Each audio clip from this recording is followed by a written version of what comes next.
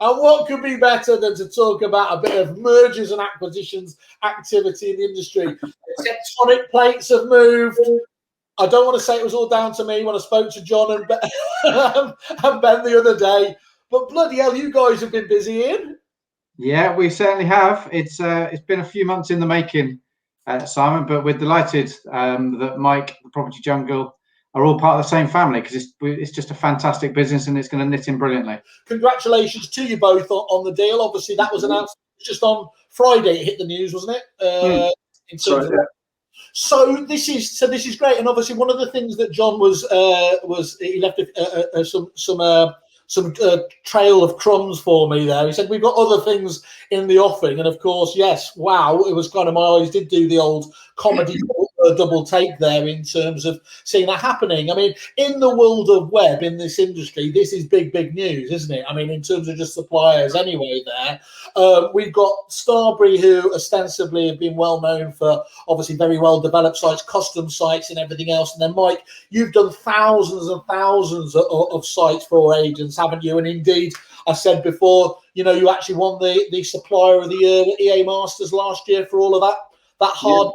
So yeah, on the face of it, it seems like a sensible fit. But I suppose let me just ask you first, Mike, what was it that kind of attracted you to the e-prop proposition? Well, Ian and I first started talking just at a sort of a pure solving a problem perspective towards the tail end of last year.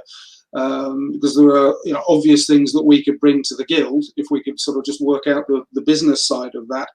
And then that evolved into further conversations with John and the possibility of acquisition, etc. And for us at the Property Jungle, being able to get access to the broader levels of support, the wider opportunities with technology that we can bring to our clients, just made an awful lot of sense. And we still had the opportunity of being able to work with the guild and assist their members as well. So all we could find were positive reasons for doing it. You didn't go into the conversations thinking this is my end goal, but actually, as you started ticking off these issues, there became a natural flow to those discussions. Yeah, that's sort of pretty much the way it happened. Towards the tail end of last year, we were talking about the solution, evolving then into the business opportunity, and then it's really all just been absolutely flat out making it happen this year. We did, I think, the whole due diligence process we did from start to finish in 6 or 7 weeks, I think, wasn't it, Ian? Yeah, so, I think it was, yeah. A great sprint. It was a typical Ian McKenzie, Simon, in that I made the intro. The John and Mike chatted it through, and then I left them to get on with it. Yeah, apparently there was loads and loads of work that was done really quickly, and the team did a fantastic job. Diligence hot potato. You leave that to them. Yeah, what do they call it? The locked box and all of that sort of nonsense. Yeah, okay. And from your point of view, Ian, I guess it's much of the same in terms of what John was saying the other day, isn't it? Is to be able to offer such a tier one provider to your members is a fantastic asset, isn't it? It's unbelievably so, and it's unbelievably important as well. So I'm a huge advocate. I've been an agent, as lots of people know, for 30 odd years, and of course I am from the old school of influencing people. Eyes to eyes, nose to nose, and toes to toes used to be the old saying, didn't it? But COVID changed nothing and sped up everything. Peter Knight talks about that, doesn't he? And he talks about version 4.0. And as a guild, we offer our members, as you know, so much in terms of compliance and training and all that sort of stuff. Yeah. But we didn't have a blind spot, but it was fast approaching a blind spot, which is the digital services and the website offering. We host 300 odd websites for our members, and they're at the moment in time perfectly great. They do exactly what is needed, but they don't do what's needed in the future. Yeah. And that is where Mike comes in, and that's where Starbury, Ben and Russ come in, because we're now going to be in a great place where that's concerned. So you saw where the future was going with us. You realised really you either needed to build in that knowledge base within the guild yourselves, or as you always do, partner or acquire, and that's what very much what it sounds like here. Because as you said, it's not like websites it's not like they haven't been important anyway for the last few years. But if anything, it's solidified in your mind this year that it's your most vital investment, isn't it? Exactly right. It's the digital communication and journey with the customer. Just pre pre them picking up the phone and having a conversation, or pre them emailing you or botting you or whatever it may be. And then that's when the human interaction comes in. There's no doubt that the human interaction is still the most important part of agency, in my humble opinion. But actually, it's probably 55-45 now, as opposed to 70-30 where it used to be. We're working on the proposition detail at the moment. Ian and I are getting together this week to spitball that around. We've got some great ideas to work with, and there's been a lot of excited interest already coming from the membership, and so we want to keep that momentum going. And come back to them with some exciting news this week if we can. Your phone had been ringing off the hook, really, hadn't it, with interest at these deals last week from your own members? Within a day, we had 25 odd members say, "Can I please talk to somebody?" Couple for Starbury, because we've got some large change in the guild, and a couple of the one-man bands, great businesses saying, "Can I speak to Mike?" So yeah, we're in a like Mike says, we want to keep the momentum going and be able to get back to them really quickly and say, this is what it looks like and this is how it's all going to work. Were you just being classically greedy, Ian, Simon Wales style?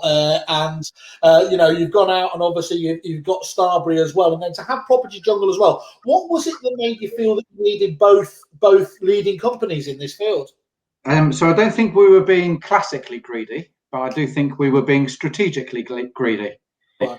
And so you could answer that, yes, we have actually managed to get, in our opinion, the two leading website providers in the space, in the sector, that actually knit beautifully with each other in terms of their configuration with the marketplace.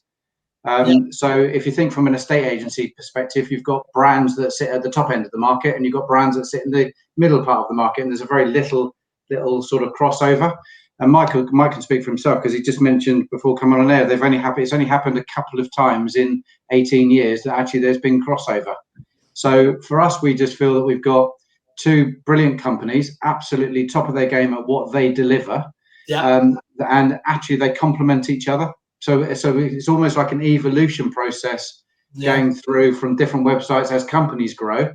We've now got an offering that can grow with them from a digital lead generation and support piece. We can just do it all now. So it's the next step in the evolution of the Property Jungle. I think that's the most important thing. And I'm very definitely staying here. I'm, as you said off air as well, I'm still relevant, or at least I think I am.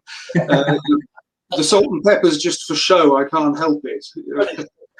So Mike, you see this then. So how close will it get then? Do you think? Do you think you and will you just you and Ben still go head to head in the marketplace on occasion, or will there be a more collaborative approach? Yeah, I mean, we've only actually bumped into each other literally twice in 18 years. Yeah.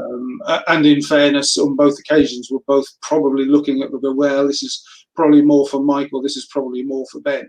And I think we can just have those conversations early and not beat each other up in the high street.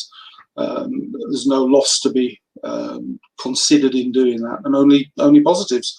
And from our perspective, I think that they've got some great SEO and digital marketing capabilities there, which I think would be absolutely fabulous to refer our clients into.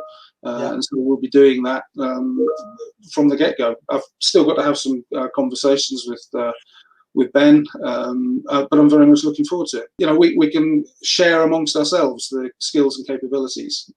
So it's a great marriage. It's brilliant. It's the same people, the same team, the same me, the same brand, the same services, enhanced with extra capabilities brought by being a part of this family. So it's all good for our existing clients and our future clients. And we'll carry on exactly as we were. Business as usual, but better. The vision just made sense.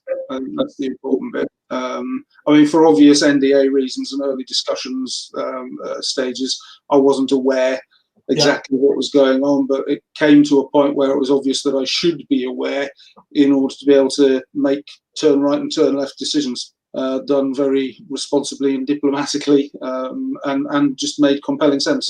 So we have got a sort of a 12-18 month plan of a platform where all of the services of the guild can sort of integrate seamlessly.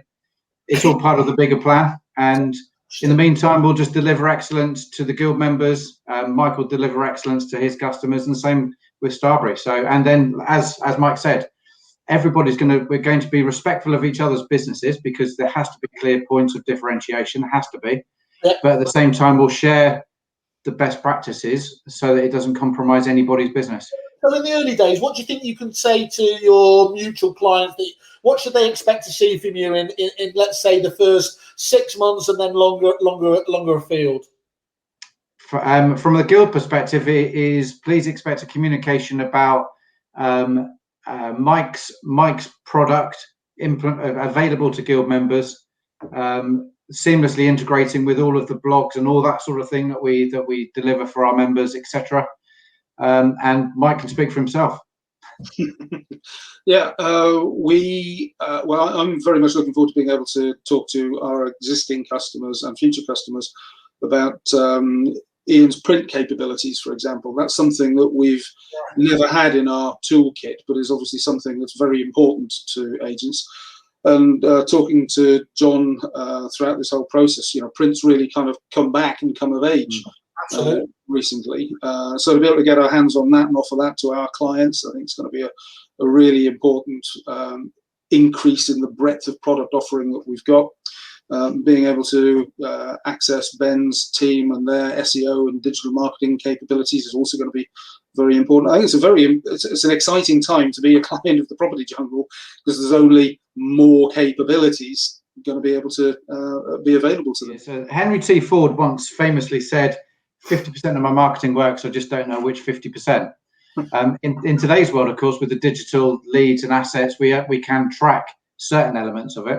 It's less difficult, of course, to track print. But if my household is typical of anything during lockdown, when a magazine comes in through the door, we almost run around the house with excitement that we've got something else to read and something to do for a couple of hours.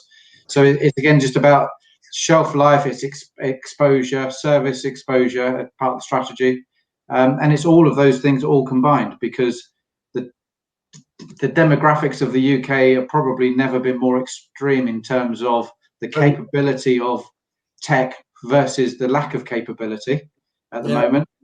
It's probably at the high point as we speak, I would have thought. And so you've got to have the right marketing strategy for your towns. Not all towns are the same, and it's just knowing your clientele. Everyone talks about lead generation, digital lead generation, and so the bit that is really important is that you can get the leads, you can source them, you can get the data that knows where they're coming from. But once you've got the lead, it doesn't give you the God-given right to convert it. And that's where the guild will kick in, which is it will be the lead generation piece through the digital assets that we've got as a company, and then the skills and points of differentiation to then help you convert that lead. That's the bit that gets the money in agents' bank account and helps the customers move home successfully. And shows the value of obviously the guild and Finding Country, doesn't it? Yeah, exactly. Absolutely great. Well, look, that sounds very obviously. Let's see if we can go a week without you needing me to grab you or John back on again.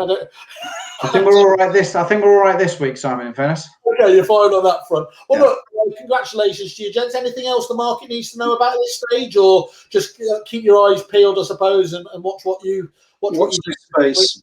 Watch this space. I think that's the best way of describing it. So yeah. And I should say, of course, it's not hard to see why this was on the cards as well, because there he is in all his wonderful pink glory obviously on Kerfuffle there. They're right at the top there, best estate agency suppliers guide, nice 5-star rating. Go in here, see a bit more about Property Jungle and the interviews we've obviously had with Mike previously, and understand what they can bring to the table if you're not already talking to these guys. So just once more, Mike, Ian, fantastic. Hope it goes fantastic well. I'm sure it will do, and please keep us up to date as it goes on. Thank you, Simon. Thank you very much, Simon. Much appreciated. Cheers.